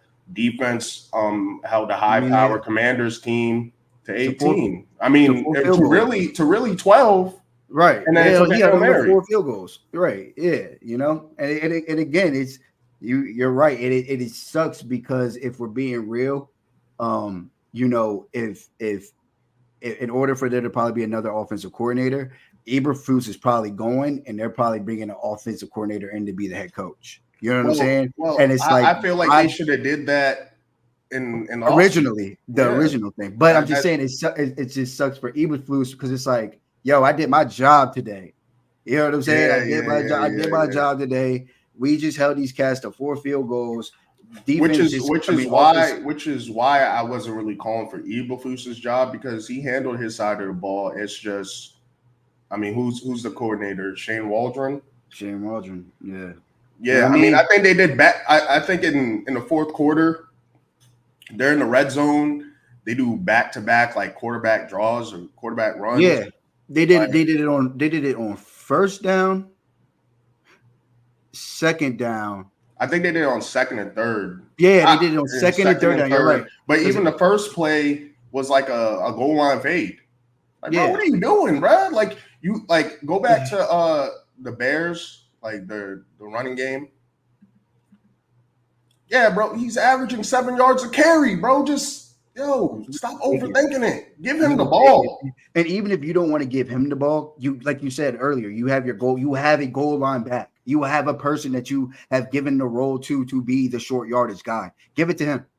Give it to him. And I'm a Rashawn Johnson owner, so he'd be on my bench with like 2 touchdowns and a couple carries. I mean, he's been your guy, and I don't know if it was the pressure of, hey, we got Caleb Williams versus Jaden. I don't know if that's getting in their ear or what's going on, but then you don't get cute the way that they got cute. Like, why'd you get that cute? Why the hell did we got this fat ass lineman? Like, this wasn't even one of the athletic linemen. This dude was fat. Like, it was like, this cat has never carried the ball. I know for a fact that everybody in this football field was the most athletic player at their high school when they were in high school. But I know this guy right here was not carrying the ball. He was not a tight end turned to lineman. Right.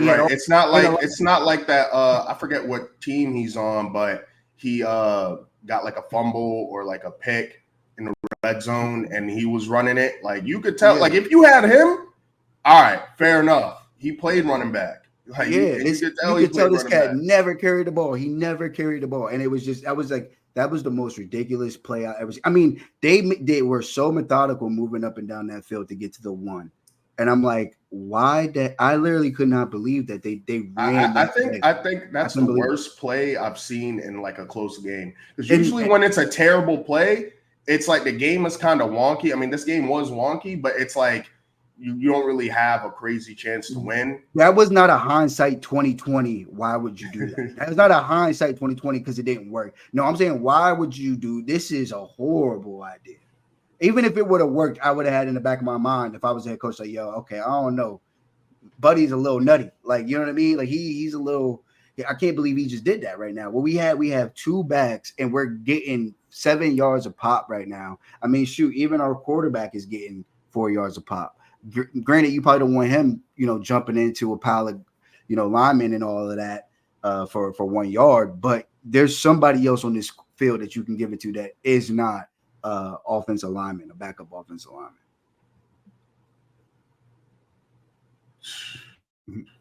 Yeah. Yeah. I mean, just a weird game, man. Just a strange game. But yeah, Commanders, they played a better, more complete game, and they got the dub. The football guys were like, nah, y'all did too much dumb shit, and then we're going to end the game on some dumb shit. They said that they, I mean, what else is he going to say? Like, nah, we do practice that. Like, we do practice that, but I mean, yeah, they do, and it looked like you said, it looked like everybody else was going up, but there was supposed to be somebody that boxes out the last guy. It's like, why nobody boxed out the last guy? And I'm like, why is nobody boxing out? I'm not, like, even right now, if I had to play like a flag game or whatever, that's immediately what I would be doing on the last play. It's like, all right, where's the last guy at? And let me make sure that he's boxed out. Like, let me just make sure that he's boxed out. And for a DB in the NFL to not have that type of awareness, but to be over here trying to mock the crowd is it kind of does a job, man. I mean, he won him a game early in the season, so I mean, but I'm saying that's what I'm saying though. He's a good player, like he's a good player, but boy, if you know what it kind of reminds me of, like the defensive version of how Kyle Pitts almost messed up celebrating on his way to the end zone, and Winfield came and he lost. By the way, that was out. Close. Huh? That was out. That was out. Yeah. I was surprised because they gave him the touchdown, right? Yeah, they gave it to him. But That ball. Yeah. I And think then they just did that because they were like, is it man, what? no, It's we're National not gonna. Tight Ends Day. Kind of like Yeah, how we're they not about to picked up do the that to them. flag against y'all. Yeah, they're like, we're not about to do that to them. So Shut up, because that joint was definitely out. But I guess they're tired of Kyle Pitts getting memed because they would have been on his ass. yeah, but hey, Chiefs do it again. Defense is defensing. I mean, they do things on defense that I dream of. Like I literally saw them. I saw Pat Mahomes drop back in his own red zone, end zone, in his own end zone, throw a pick, throws a duck in the air. He throws a pick. They get the ball back. They probably are on like the 7. His defense stopped them from scoring. Yeah, and they went for it, right? Yeah, they went for it, but they got Yeah. no points. But it's like, bro, I wish that's crazy to me. They stopped them from scoring. It was 17-13, and this man throws a pick, and it could have been a pick six. It wasn't, but your defense is on the 7, and they're like, yeah, don't worry about it, dog. We'll get it back for you. It's all good. Which is crazy to have alongside Andy Reid and Pat Mahomes, and you got Kelsey. Whenever he needs to get busy, he's going to get busy on National Tight Ends Day. Right. Right. But yeah, the Chiefs just know how to win. Huh? Nuke did his thing. Nuke going to fit in just fine once he gets his feet under him. Yeah, I'm expecting a big game from him like soon. I feel like he's going to be doing this offense. But yeah, Raiders. I mean, you don't have a quarterback. What can you really do? Division game, talking a lot of shit. Kermit hand puppet. They just talk a lot of shit. So Chiefs came in here, did what they. I mean, they play him as tough. They play him as tough as you can play him, though. You know what I'm saying? It kind of reminds me tougher than anybody. It kind of reminds me like Ravens Browns, like those division games where this team for some reason kind of gives you fits, and Gardner Minshew had an efficient game. He fumbled. Damn. He copped up a fumble. Yo, 14 carries for 15 yards. It's crazy. That's some Ezekiel Elliott shit. Right there. Hey man, what you mean, bro? He had a touchdown for y'all last night. Yeah, he did, and that should be his role. Do that. No, I would not. Like we just talked about Roschon Johnson, right? We just if he had Roschon Johnson's role, who you know what I mean? Like that's actually exactly how you want to use him. Is that exact role? And nobody would be mad because Roschon Johnson has more juice. You know what I mean? But it's just like, okay, because think about it. Those fans that you're bringing Ezekiel Elliott. I feel like we might as well just pivot right now because I think that's like the last game. Oh yeah, but it's just I mean, I guess to speak more of it, Cowboys lose. Cowboys lose the 49ers. Here's they can't beat them. They can't beat them. It is what it is. Played them tough at the beginning, but and the end. In the end, but Cowboys' problem is they struggle at adjusting. They can't adjust. It takes them a while to adjust at the beginning of the game, and it takes them a while to adjust in the third quarter. Those are their biggest quarters where they lose. San Francisco scored 3 touchdowns the entire game. Those 3 touchdowns came in the third quarter. In the third quarter, the Cowboys couldn't do anything on offense because at coming back in from half, San Francisco made adjustments. They understood when they blitzed to this side, they were going to leak out Jake Ferguson, and he was going to be the outlet pass, and he was going to try to do something yards after catch. All right, well, they put the safety over there. Everybody was watching out for him. That doesn't work anymore. Cowboys don't know how to adjust. Dak's over here making bad forced throws. First interception, that one, he would have scored, or it would have been a big play. However, Joey Bosa is in Dak Prescott's lap when he drops back to pass the ball. He's not able to get enough under it. It's an interception. Okay, whatever. Yeah, you got to help out on that, man. Your boy Terrence Steele, Right. But the second one is inexcusable. It's inexcusable for Dak, and it's inexcusable for Mike McCarthy. And they both took accountability for it. Doesn't help you win a football game, but that's the least that you can do after you make that type of mistake. Mike McCarthy comes out, he says, yeah, that's probably a bad play call on that in that situation. And then Dak Prescott is, I have to be better in that situation. I need to protect the ball. You do need to protect the ball. I get it. We're depleted. We don't have a running game. We're struggling every aspect of the football, like our football team right now. And you know what I'm saying? Our defense can't really stop people. So he feels like he got to do the most. But at that point in time, you actually didn't. At that point in time, that's the difference between how comfortable Pat Mahomes is right now in his role and what Dak Prescott is dealing with. Pat Mahomes actually throws that ball away. Pat Mahomes isn't going to probably try to force that and into that, you know what I'm saying, that one-on-one CD Lamb type coverage. Could he? Yeah. Has he before? Maybe. Has it worked? Sometimes. Has it not worked? Yes. You know what I mean? But in that situation, in that type of game, I think he just throws it away and he punts it and he sees what his defense can do. And unfortunately, that gets the ball picked off. They're at like the 17. And like I was talking about, again, Pat Mahomes, his defense says, hey, yo, don't worry about it. I got you. We'll get his back for you. Our defense comes down. They run a pick play that they said is not a pick play. And, you know, both flags picked up, touchdown. So at that point, you know what I mean? It kind of was, we have to play catch up and we don't have enough juice in the backfield to be able to use the running game. And rarely enough, every quarterback needs a running game. I mean, that's why when Pacheco goes down, they make a move. Let's bring Kareem Hunt back to back home where he was drafted, and right. he's And giving even in this them game, some juice back there. But what I've also noticed though, watching like that game yesterday, is Dak's not even trying to run no more. Because there was a time where Dak, if it wasn't there, he would run. He would just run, get the first. But I mean, what do you expect coming off that crazy injury? Like it's probably in his head, and it probably like as a team, like they probably tell him like, yo, like you're good, you know. Well, that's what I'm trying to figure out. Kind of like remember when Pat Mahomes got hurt, and we haven't seen him do a QB sneak since. Yeah, but he'll still run for a first down, and he'll still truck your ass. You know what I mean? He trucked the safety last week into the end zone.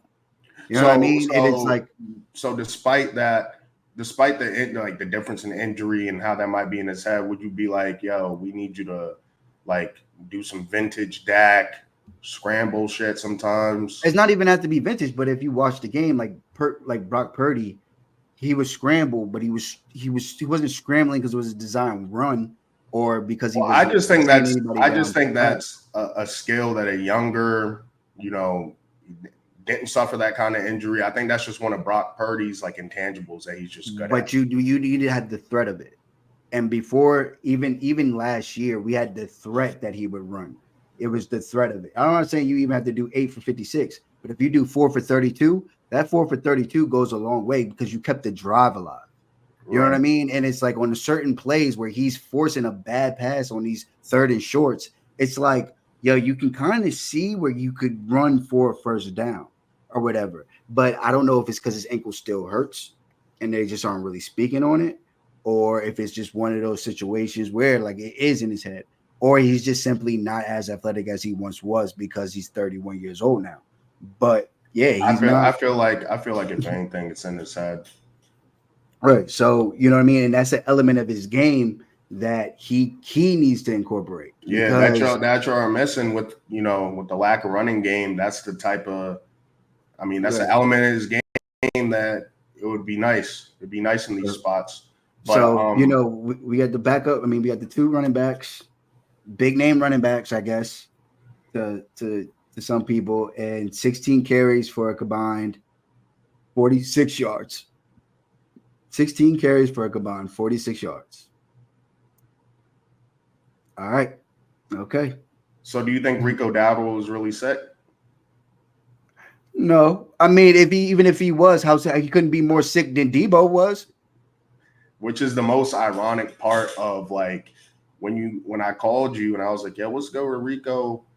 He's over there signing autographs and shit still. He looks healthy. Like he looks like, I think he was just being himself, but he just looked like extremely healthy. Like he just looked extremely healthy looking. And if he's so sick, why you got him interacting with fans? Why do you have him around your staff? Why do you have him around your football Yeah, players that have to? the optics were terrible. You know what I mean? It's one of those situations. And then one of the reporters, Clarence Hill Jr., he's like, oh well, you know, he was sick, this, that, and the other thing. And then Vach is like, well, Debo played with pneumonia. What are you talking about? But he's not that caliber of player. So if he's sick, you just let him sit. I was like, that don't make no sense at all. Yeah, that doesn't make I'm sense. not saying that I'm not saying he Debo Samuel. What I'm saying but is Debo he's was your a best major, running back. and Debo was a major part of this game. It's not like Debo was out here as a decoy. Right. And I mean, he's a, you know, like, but that's the thing. They don't want to deactivate Zeke. They don't want to, they just didn't want to deactivate Zeke. And they've been talking I'm about confused. If Zeke has all this stock with the Cowboys, why'd y'all let him go in the first place? Just to bring him back? Because we had Tony Pollard. And Tony But Pollard then was why clearly let go? Tony Pollard Because was he need to clearly get paid. Yeah. So we were going to franchise Tony Pollard. We were going to June 1st cut Zeke. And then, you know what I mean? Tony Pollard was going to be the bell cow back.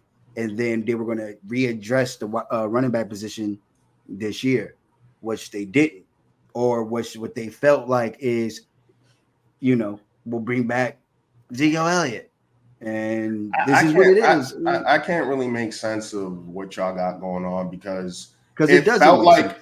It felt like this offseason, it was almost like, and it made more sense when Dak wasn't paid. Like, let's see what you could do with just this. But then you paid him.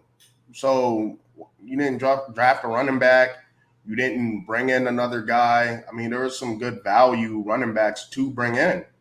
You still have to pay Zeke. Yeah, it's the vet men, but didn't you say that they still have his old contract on the books? Yeah. They banked on all the older running backs. Now this is including Joe Mixon. This is including Aaron Jones.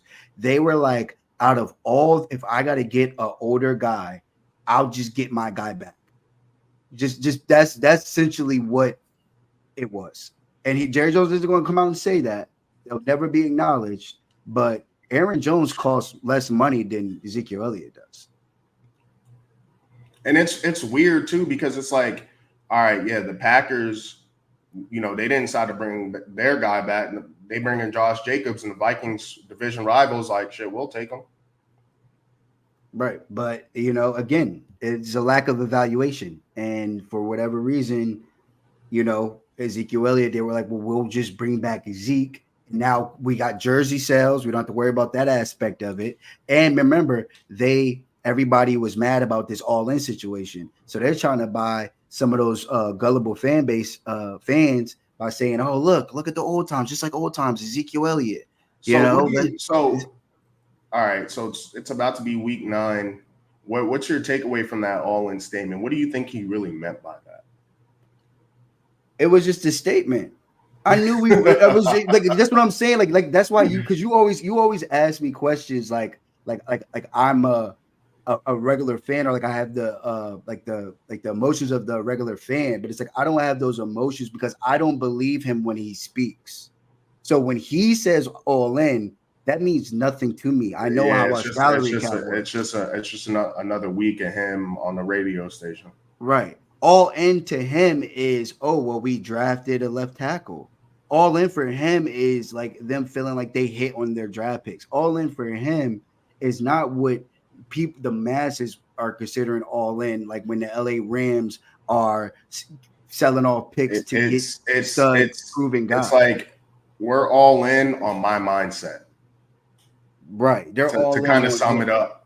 So right, so that's why it's like one, it doesn't make me mad or anything like that, but it's like that's just what it is. That's why the Derrick Henry thing, it don't eat me up, but it's eating up Jerry because Jerry picked the wrong guy. He picked the wrong guy. Instead of making that call to Derrick Henry, he was like, well, if I have to get an older running back, if I don't get a brand new one, I'm just gonna go get my guy back. Why wouldn't I just go get my guy back? Or someone told him, you know what I mean? Someone gave him the wrong scouting report on Derrick Henry, and he's mad that he didn't even make the call. It's one or the other. So it's like I feel like it's the former. I don't even think that was the case. It kind of feels. I mean, he's just got a big head, man. He's just got a big head, and I think there's a ceiling on the Cowboys as long as he's able to make these executive decisions, because I think you guys have like one of the best scouting teams in the league.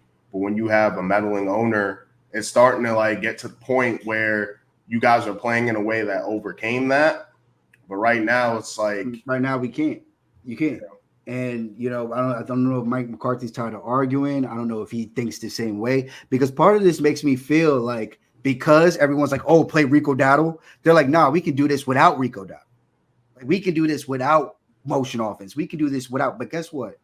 When CeeDee Lamb started going off, it was when Dak and CD was just like, all right, bro, this is what we're doing now. This is what we're doing.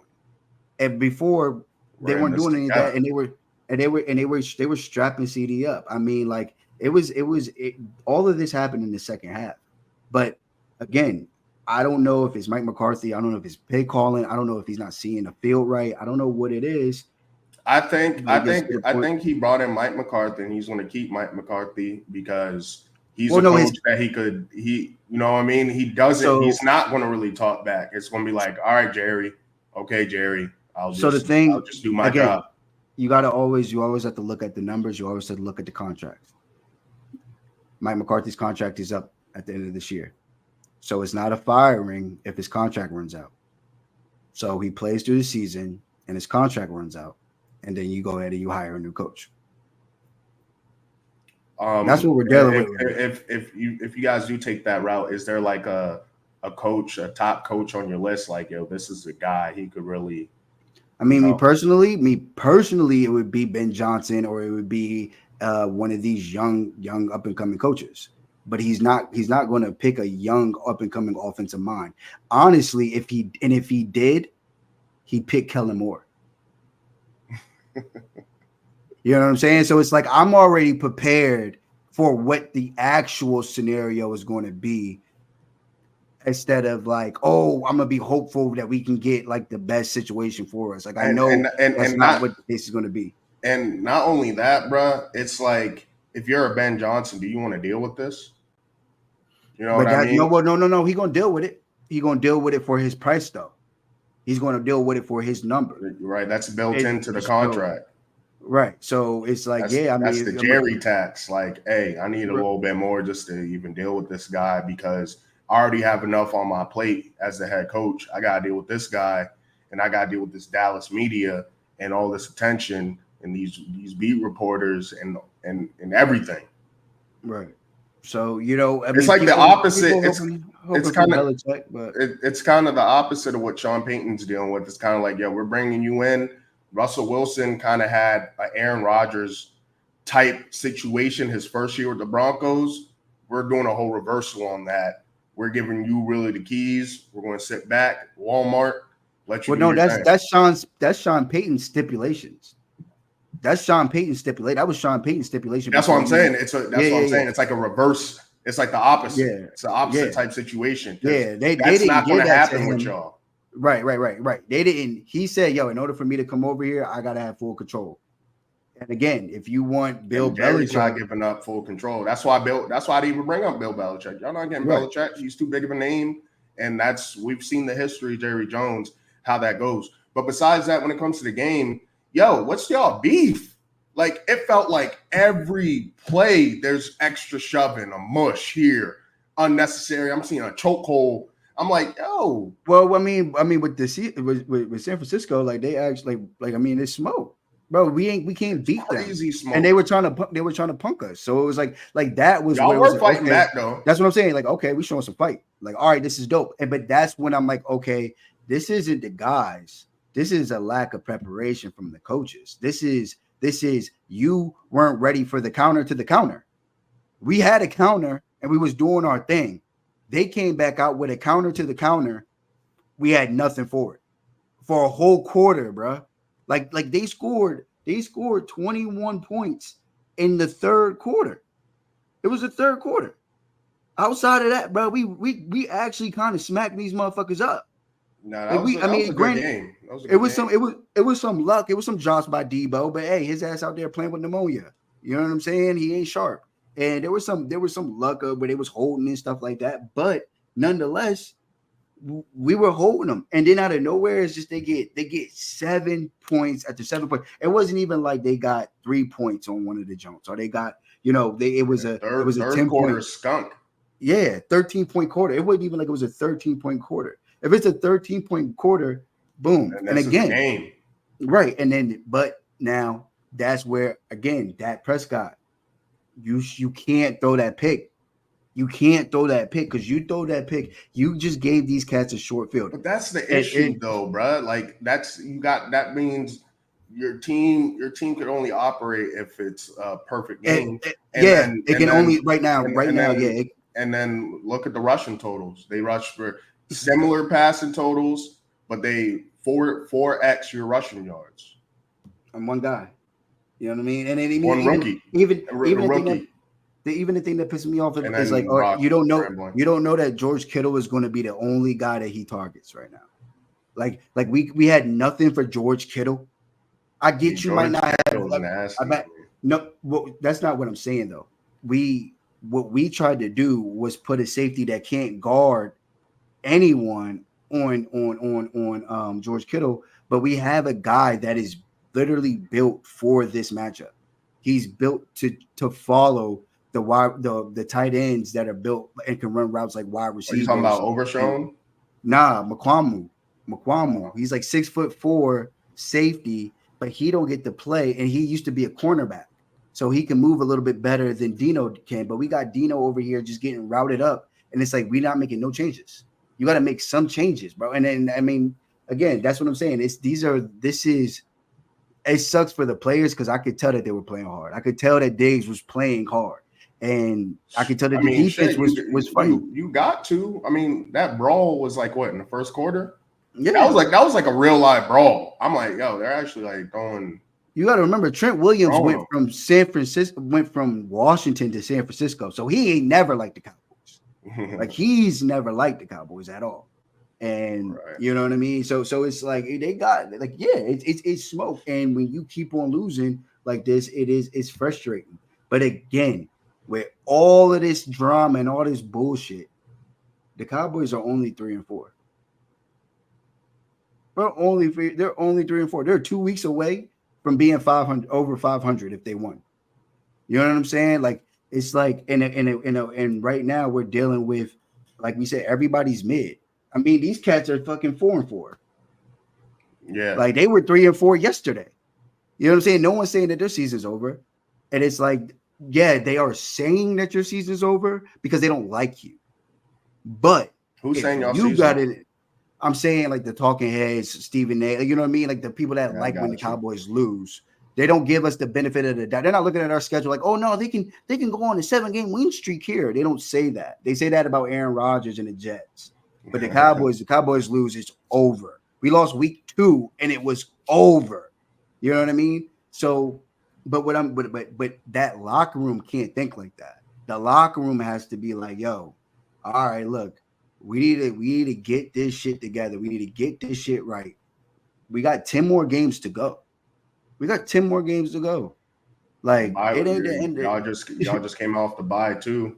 So I mean, this division's going to be interesting. I mean, y'all got the Falcons next, the Eagles have the Jags, and then y'all go head to head, and that's going to be important. So these next 2 weeks is really going to, not completely give us like the script for the rest of the year, but it will have a heavy impact in terms of these this division. Well, it's just now you'll finally have you'll have division games that you have to play, and you'll figure out what your landscape is in the division. Because at the end of the day, if we end up winning, I don't even know how to get to the schedule, but like if we end up winning those 2 games, that whole entire landscape is different. It's different. Now you lose them, okay, it's over with, or it's close to being over with. You got to damn near win out. But if you going into the Commanders game, 5-6, even going into the Commanders game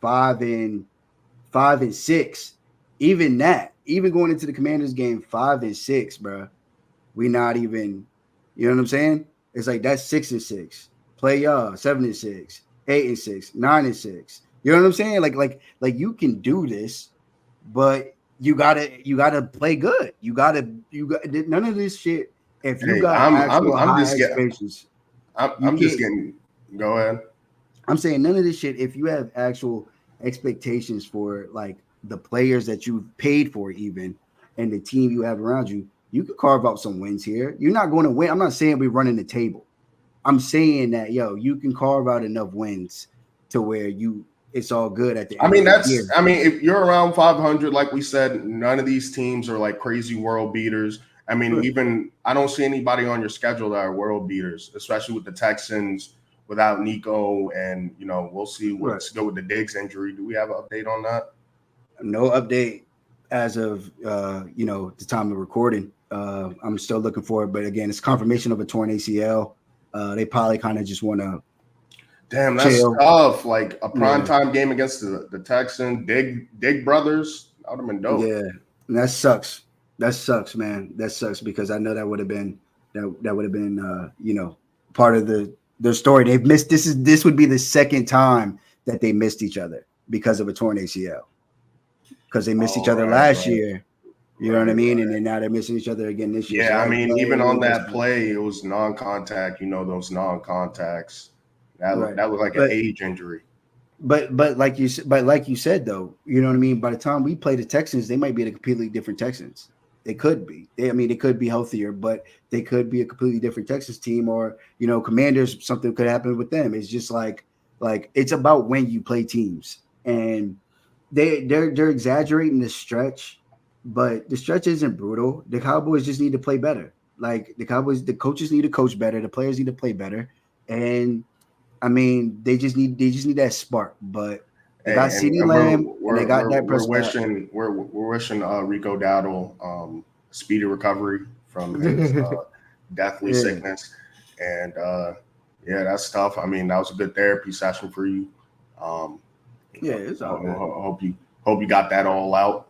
But yeah, those are the games. Giants Steelers tonight. I'm about to get ready to prep for that. Already got my bets in, but get my alcohol, do what I need to do. I think it's gonna be y'all in for a surprise, man. We'll see if y'all singing Russell Wilson praises with no center and Dex in the middle. I Should mean, be funny. also you gotta remember they're probably not gonna throw the ball that much. If I was them, I'm gonna run. They gonna muddy it up. I think they're gonna Yeah. still I try to mean, the muddy it over up. under is 36.5 for a reason. So I think it's gonna be interesting though. I'm gonna be watching the trenches, something crazy. But yeah, that's it for that. Like and subscribe. Matter of fact, you got anything else? Nah, that's it. Like and subscribe.